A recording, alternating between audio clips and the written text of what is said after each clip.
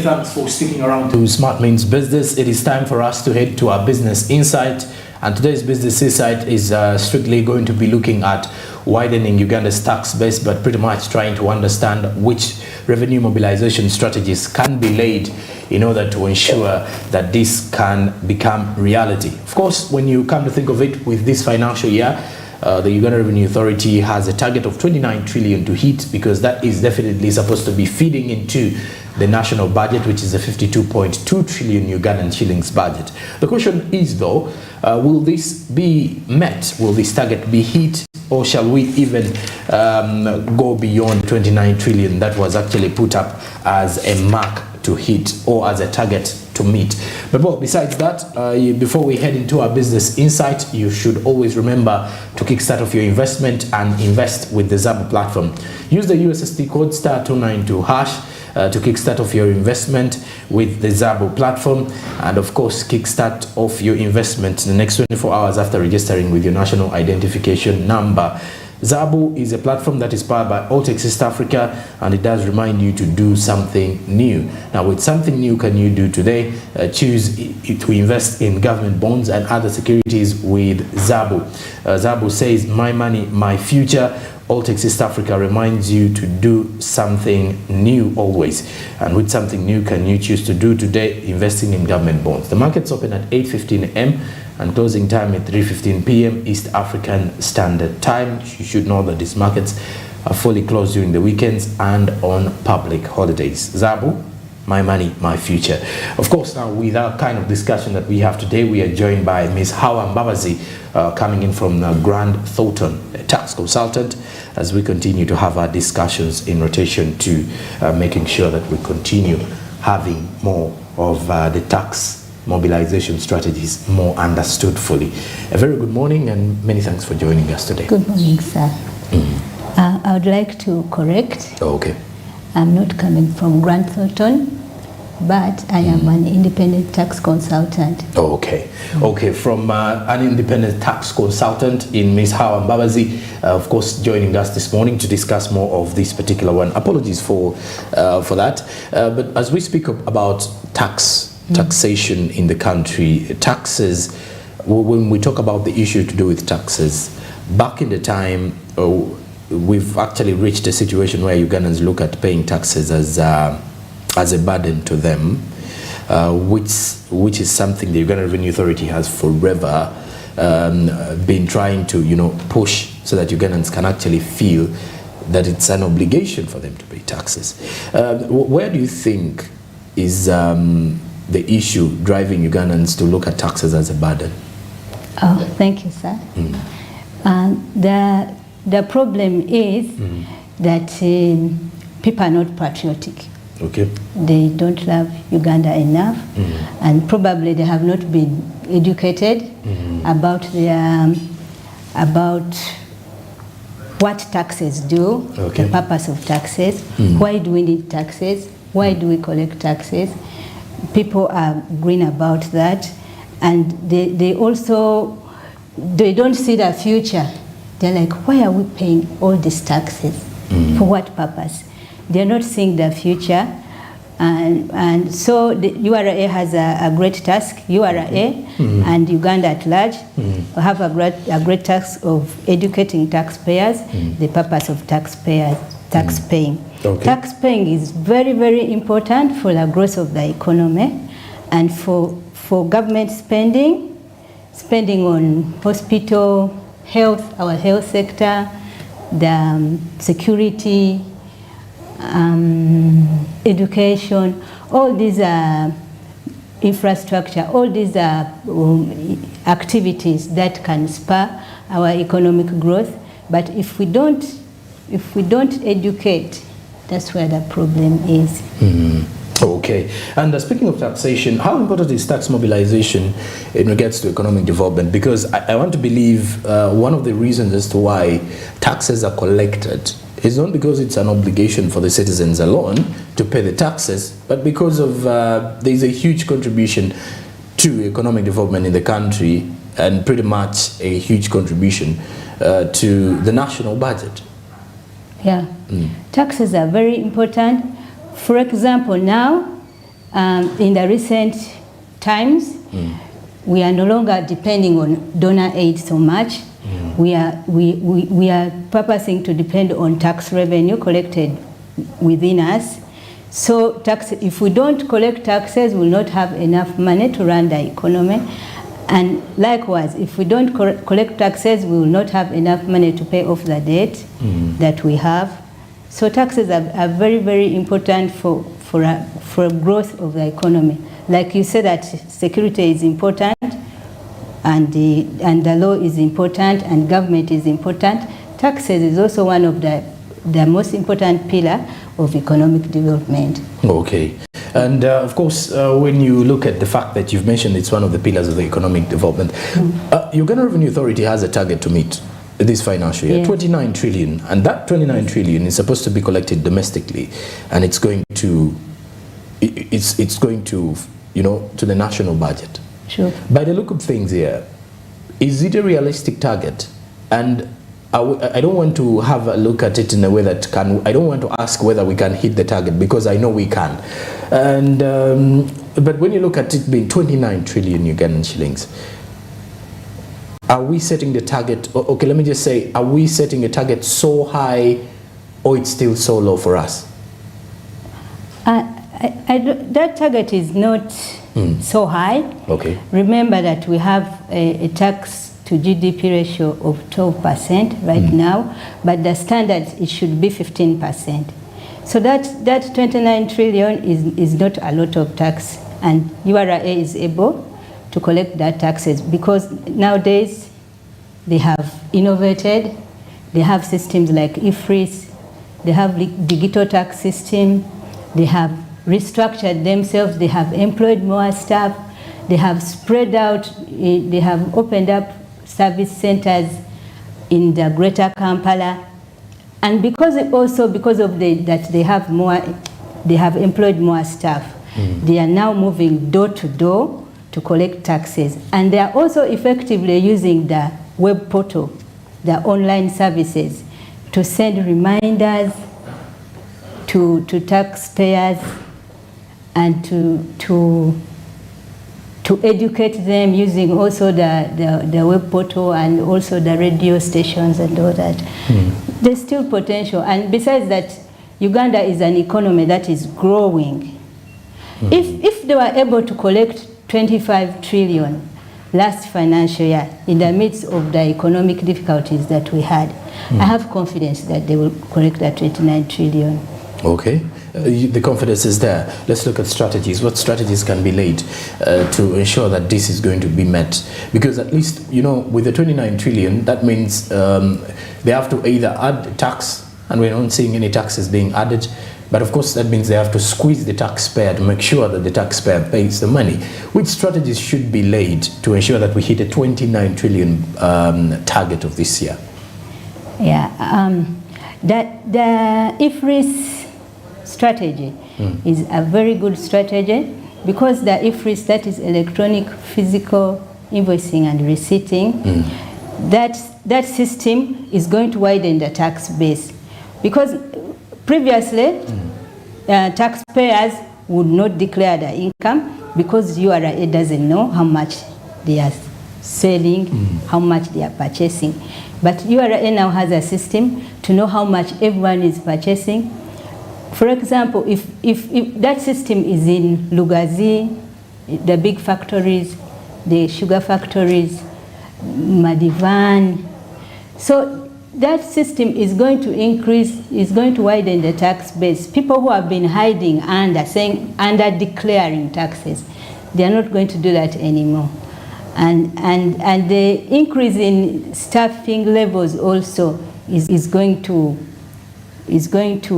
widen the tax base, because people are going to, the revenue authority is going to be in touch with their clients at a close range. And also, which a new development in URA, which has always been there, but now it has developed ledgers, which are instant. You can log into your account and you know how much you owe URA. If you are doubting, you go and check. So that is also one of the ways which is going to increase. As we talk about revenue collections, I want to as well understand, during the time of mobilizing for this taxation, or for these taxes for Ugandans, or reminding Ugandans to pay taxes, this and this, we've had issues. Let's say Uganda Revenue Authority always has some key challenges they face within the tax mobilizations, layouts and, endeavors and drives that they make.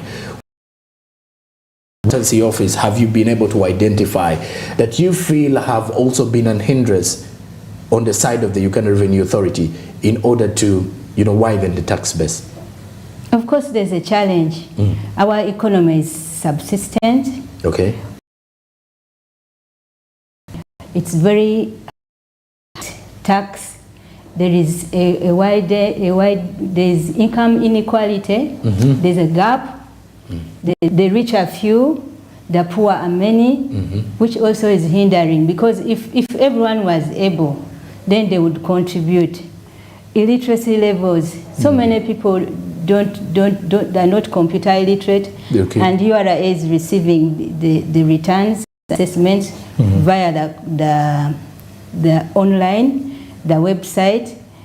All those are challenges. The staffing levels are still very low, because the tax register is approximately 4 million, but the tax collectors are just around 3,000. So also that is a challenge for URA to collect taxes. The economy itself is more of agriculture than industry. So you can imagine, how can you tax agriculture? Even income tax is hard. There's no way you can assess how much someone has earned from produce business, from the abattoirs. Yes, there's no way you can establish the income of someone. Whereas if someone is in the city center, the world pay as you earn, and even you can easily ascertain how much income the businesses are earning. But in the agriculture is hard to assess. I think that's why the budget, the theme of this budget was commercializing agriculture and improving industrialization. That is also going to help URA to collect more tax, because if someone is importing, URA can know. Exporting, if someone is exporting, URA knows. You cannot tell a lie that you didn't export, because at the exit routes, yes, they are taking your data that you have exported so many tons of coffee, yes, or you have exported cocoa so much. So commercialization of agriculture will also help URA. It. You've mentioned some of these particular hindrances that the Uganda Revenue Authority is facing. We have informal businesses mainly, because we have so many informal businesses. How are we addressing this issue, by the way? Because I've seen quite a number of efforts by URA to make sure that Ugandans register their businesses. It's a hard one. And I'm looking at it in a way that what is going to be really done to ensure that Ugandans get into the formal sector? Okay. There's still a project of taxpayer expansion, whereby URA is liaising with the local government and URSB to register clients. It's called TREP. That is one of the ways to move the economy from the informal sector to formal. However, URA has gone ahead to collect data from third-party information, national water, umeme, to make sure that people come on board and pay taxes. Those are some of the measures. But I also believe that the strategies that government has to commercialize agriculture and to improve industrialization, they will also transform our economy to a formal economy. Okay, to the formal economy. I've also got something to do with the concept of tax compliance.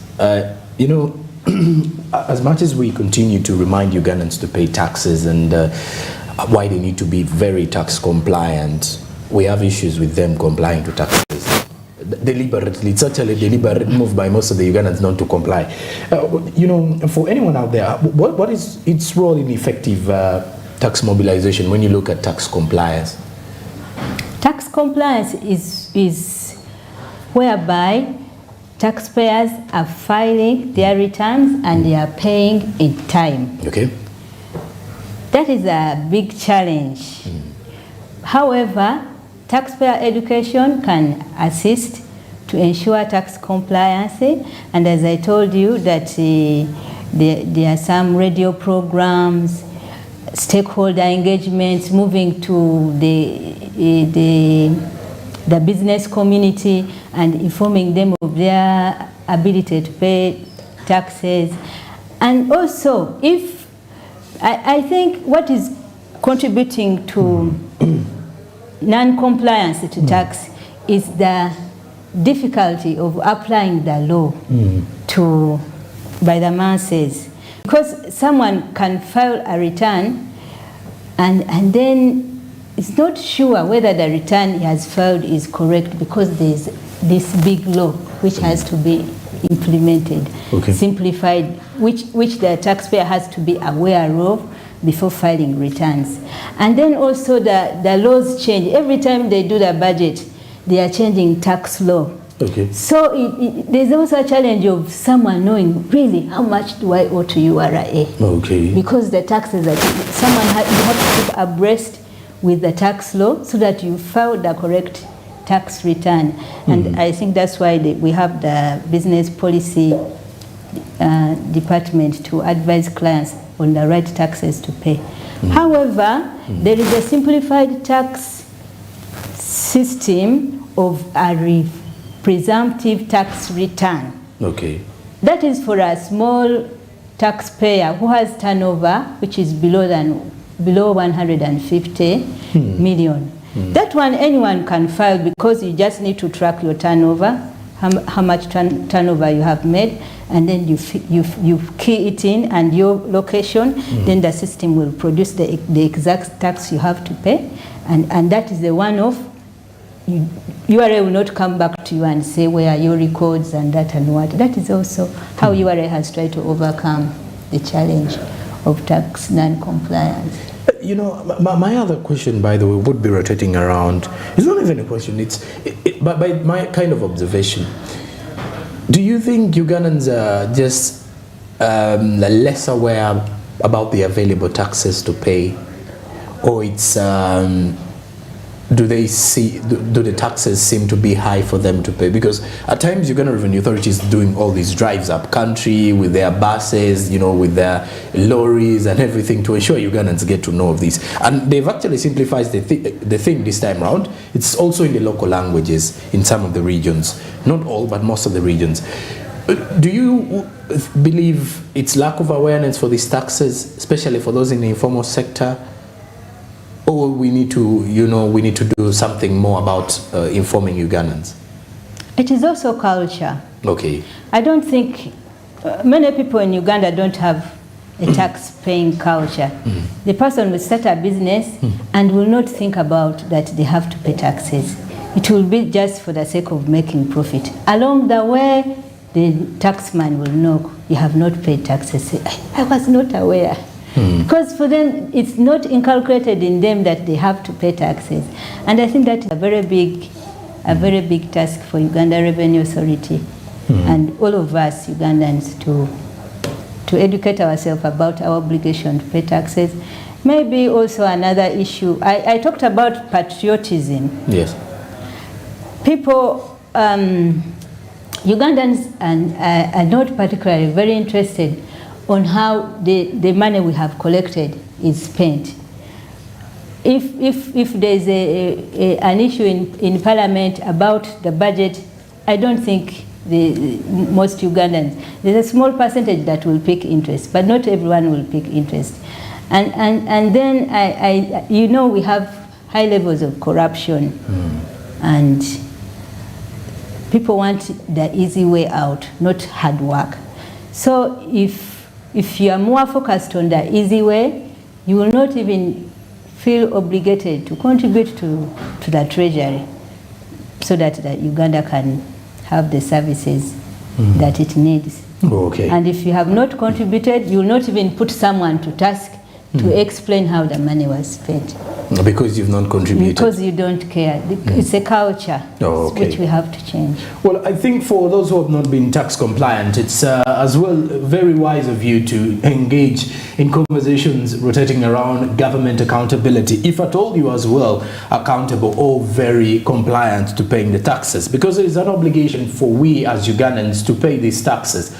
The taxes that we pay are definitely the ones that are being used to provide social services that we need, and in the long run to foster development in the long run as well. But not only that, it is the same money that is always part of the national budget allocations. So simply nowhere else we will be getting money unless we continuously borrow. But of course, even while borrowing, we always have to service that debt, of which we have to get that money through paying taxes domestically, or even of goods that are actually being imported into the country. Our conversations rotating around widening Uganda's tax base. Not only that, also looking at the Uganda Revenue Authority tax mobilization strategies that will ensure that Uganda hits its 29 trillion target for the taxation based on for the revenue resource envelope, or shall we be able to exceed? We have more conversations returning in our last part of the discussion this morning. You're still watching Smart Means Business, but also as you're watching Smart Means Business, remember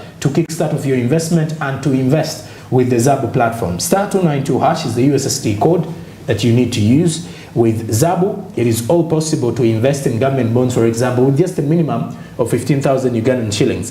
Zabu is a platform powered by Alt East Africa, and it does remind you to do something new always. Now, if you want to invest in government bonds, you can choose a preferred maturity period for your particular bond that you want to choose, and you can as well invest in as much as you can if you want to invest. The markets are only closed during the weekends and on public holidays. So that means from Monday to Friday between 8:15 to 3:15, you'll be able to invest and grow your investments. Zabu, my money, my future. It is powered by Alt East Africa, which says do something new. We're going to a commercial break. We will return with more conversations rotating around tax mobilization and more.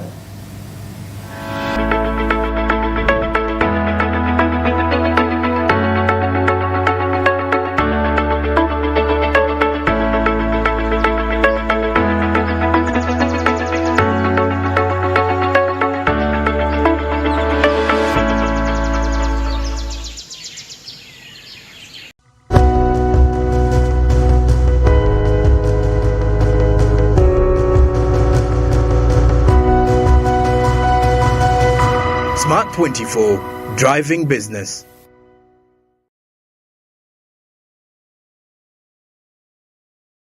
Say goodbye to paperwork and travel costs. Now every MTN customer can register to invest in securities anytime and anywhere with Zabu in a few simple steps. Step 1. Dial *292#. Step 2. Select option 1. Register with Zabu. Step 3. Enter your full names. Step 4. Enter your national identification number. Step 5. Enter your national identification card number. In 24 hours, you will receive an SMS confirming your registration. Congratulations, you are now ready to invest.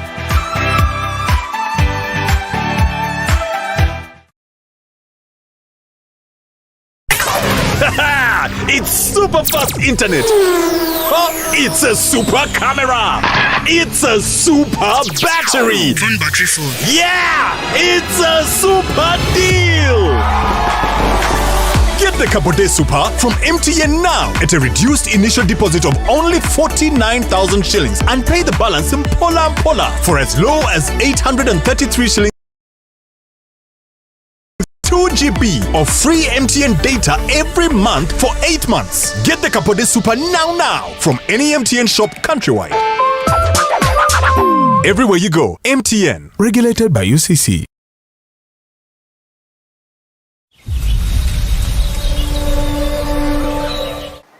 Saving or securing for the future does not only mean investing in stocks, real estates, or companies, but there are so many chances of becoming a billionaire through practicing agriculture. You don't need a very big plot of land or large capital to start, but slowly by slowly you can build an empire. Uganda's economy is made up of agriculture, services, and industry sectors. But agriculture comes out as the backbone of Uganda, employing 70% of the population and contributing half of the country's exports and earnings. Agriculture being the main supplier of raw materials for several companies, and it's readily marketed both in urban and rural areas. There are so many chances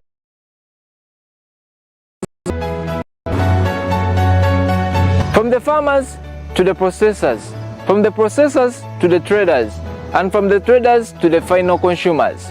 We shall be taking you through the whole agriculture chain. My name is Chris Chitaka Haman, and this is Farm Smart, showing every Friday 7 to 8 p.m.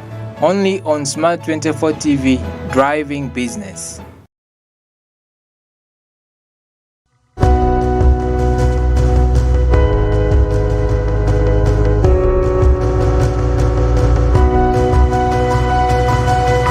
Smart 24, driving business.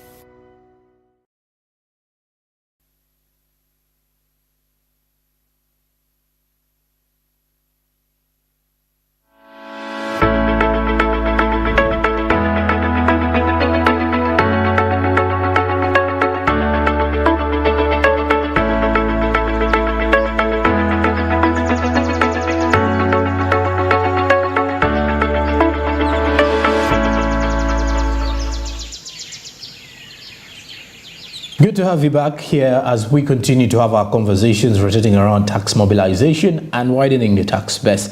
I'm still with Ms. Hawa Mbabazi as we continue. She's a tax consultant, and we continue to have our conversations rotating around tax compliance and more. So today is Tuesday. We're talking taxation in Uganda. Huge conversation, trust me, when you come to think of it. Ms. Mbabazi, as we continue with our conversations here, when you look at Uganda Revenue Authority, they are the taxman, or they are behind the taxation drive. They collect the taxes. They are the same people who lead the drive of awareness in regards to letting people know about the available taxes and all that. It is a mandate for URA really to make sure that Ugandans are paying taxes on time and rightfully placed in the law. But how can the taxman ensure a fair and equitable tax system that will encourage, tax compliance by all the business people in the country? Right. Okay. First of all, I wouldn't say that the current system is fair and equitable. Okay. Why? Because most of the revenues are coming from international tax, okay, and sales tax, which is VAT, which is not progressive. Unlike income tax, whereby someone is taxed according to the income they make.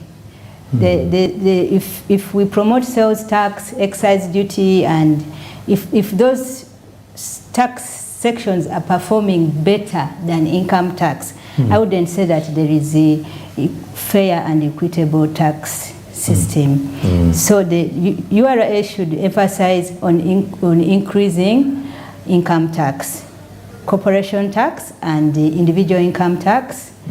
Pay as you earn is already performing well, and that's because it is collected at source. So to ensure equitable tax system and fair, it will happen in future when we have a formal economy, because right now people are making a lot of money from agriculture, from they call it produce, and that money is not, tax is not collected. Those people are not compliant. So it is unfair, because someone who is working in office is taxed every beef, cows, growing maize, and they are not paying taxes. So it is not fair and equitable. Then maybe another issue is the multinational companies that come here to do business in our country. You find that they play around with a profit and they pay less taxes to Uganda than what they're supposed to actually pay, because of they transfer profits to other nations that have competitive tax rates. So Uganda is also losing money from that area. There's no equitable tax system there.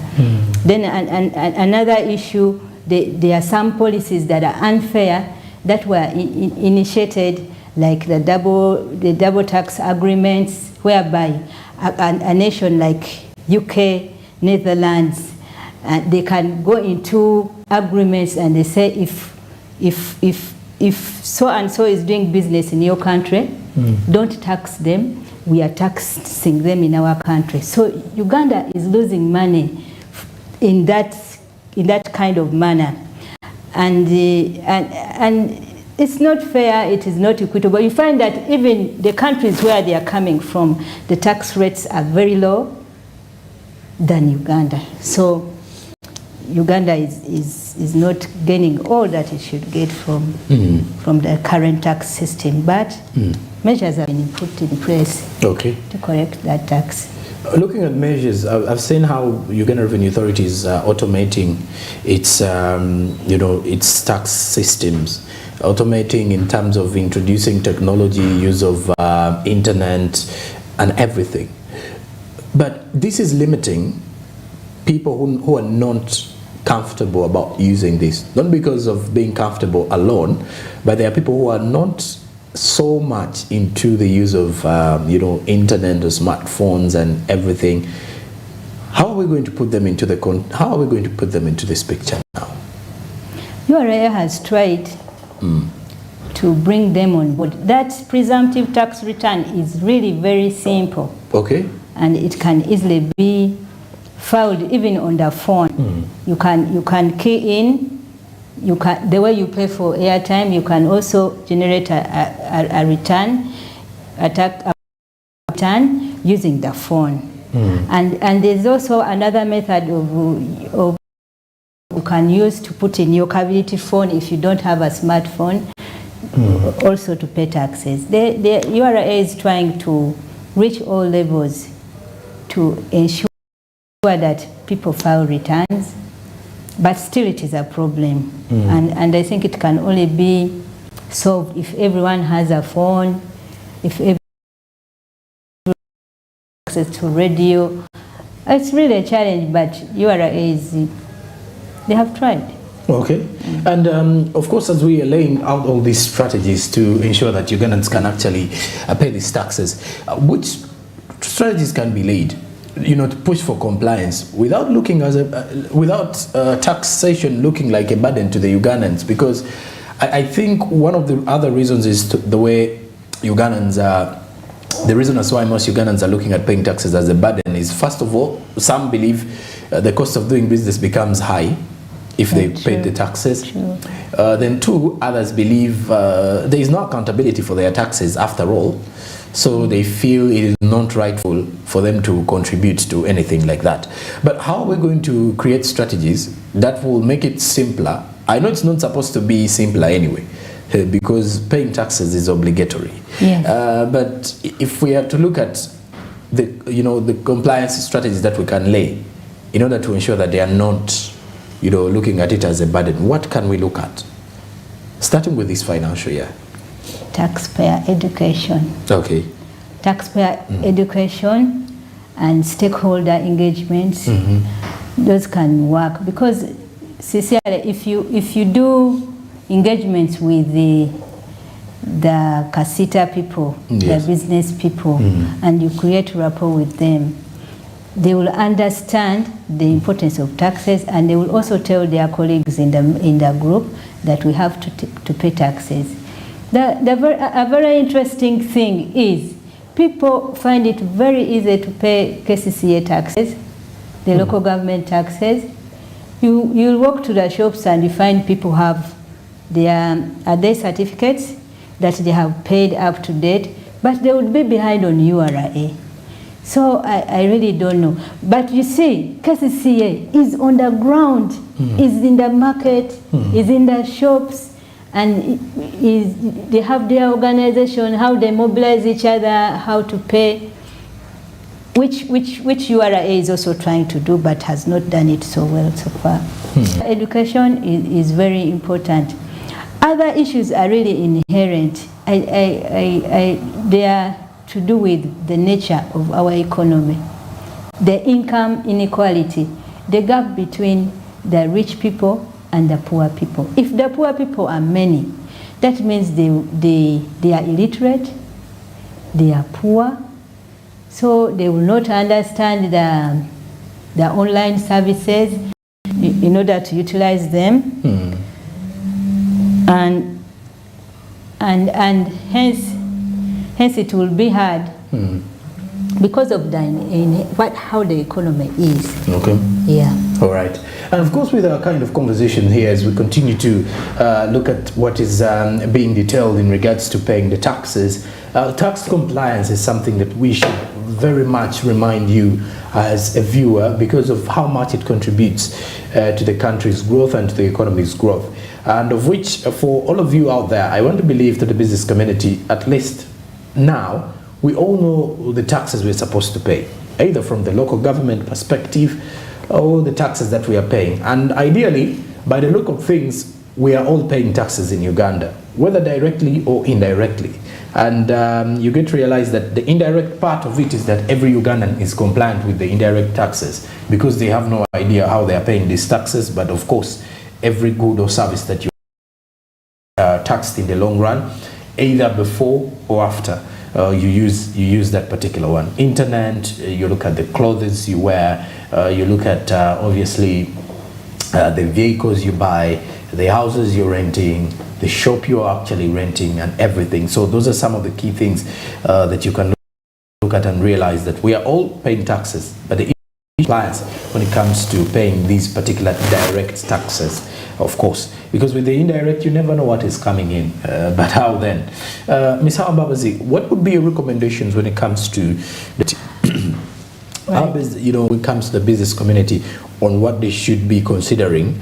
For example, say filing returns, and when it comes to being, to actually oblige to paying the taxes. At times it's not easy when people are paying taxes. But that easy, but at times people forget and everything. But what should the business community or a business person know about these taxes and about paying them in time? Right. The business community need to know that they have an obligation to pay taxes, and most of the taxes are annual, like income tax. It's annual. You at the end of the financial year, at the beginning of the financial year, URA requests you to forecast your chargeable income. That chargeable income is the profit. To forecast this year, how much profit am I likely to make?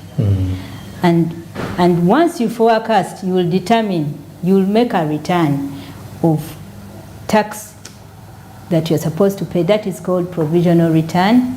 And it depends. If you are an individual, you're supposed to pay that tax in 4 installments. But if you are a company, those are 2 installments. So that if you're an individual, that means you have to pay in September, you pay in December, and you pay in March and June. Okay. By the time you reach June, you should be knowing how your business is performing. If you think you are going to make more profit or turnover, that means you need to amend your return to declare the correct, the likely profit, because by now you know how your business is moving. So you amend your return before June, because after June, you will not be allowed to amend and pay the tax.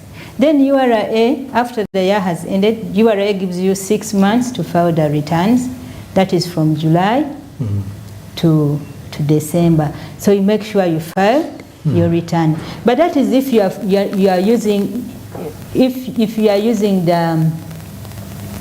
the ordinary way, the default way of filing return. But if you are using the presumptive tax return, it's very easy. You just generate a payment, you put in your turnover, and you go and pay.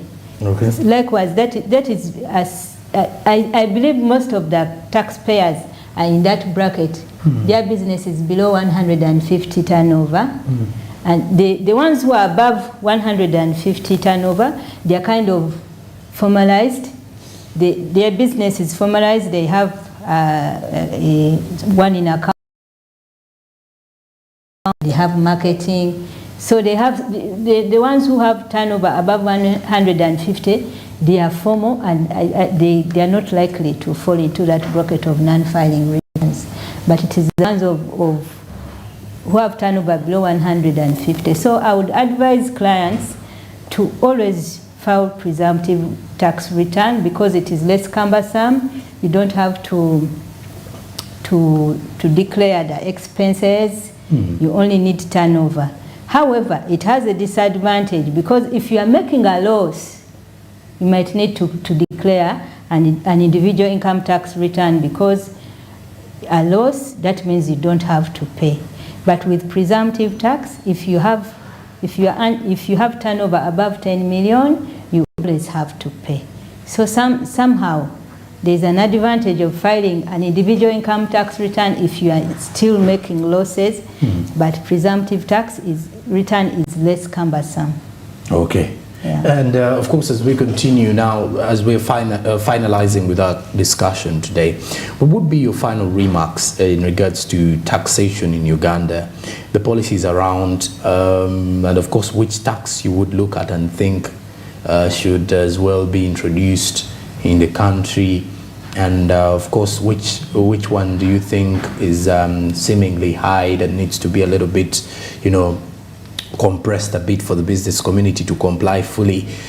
And then what would you think should be our main target in this financial year? Okay. The recent amendments that were implemented by the budget, by the minister, they were implemented to widen the tax base. Government now is into taxing online services.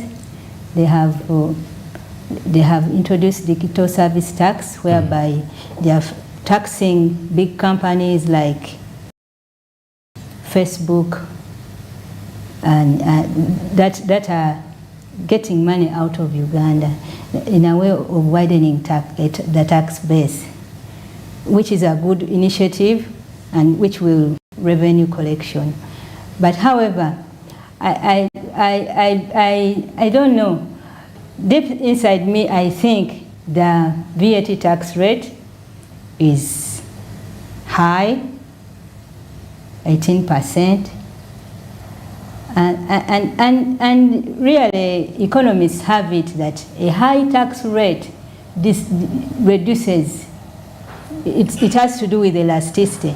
If you increase the tax so high, the revenue collection will be less. Then there is an optimum tax rate that you have to charge to maximize revenue collection. So I agree that the tax rates in future, when our tax base has widened, they should be reduced.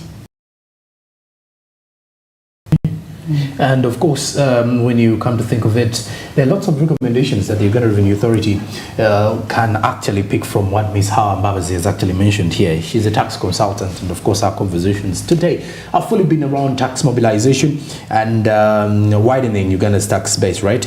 And for those of you who've been following up the conversations wherever you are, many thanks for joining us. The Business Insight normally runs from 9 to 9:50 as we discuss quite a number of matters and details in the world of business. I'm Joram Paul Sonko. Earlier on it was Mercy and Andrew leading the business conversations from the 7 a.m. mark till the time of 9 o'clock. But of course, as we are definitely signing out here with our conversations, remember to download the Smart Digital app. This particular one will ideally help you out to at least it will ideally help you out to watch, stream Smart 24 TV anywhere, anytime. How possible is that? You'll definitely be able to listen to Smart FM, then listen to NBS Collet, and as well as tune into Smart 24 television every single time you wish to watch. That is if you download it on the Google Play Store and on the iOS for all the viewers out there. Now, mainstream is channel 372 DSTV, channel 320 on GOTV, and you can as well get us on free-to-air decoders.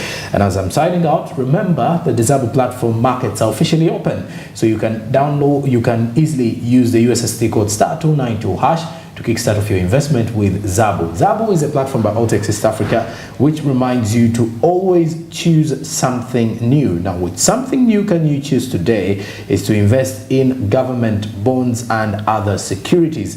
Zabu is a platform by Altex East Africa which reminds you to choose something new. And of course, with something new can you choose to do today is investing in government bonds and other securities.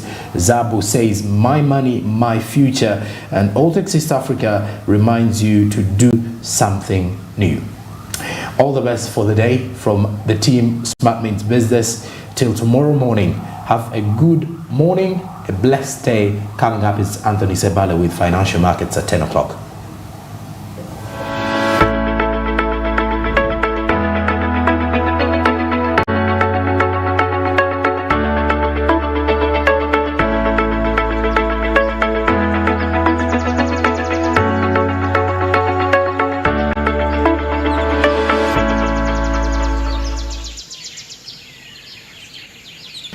Up next on Smart 24 TV.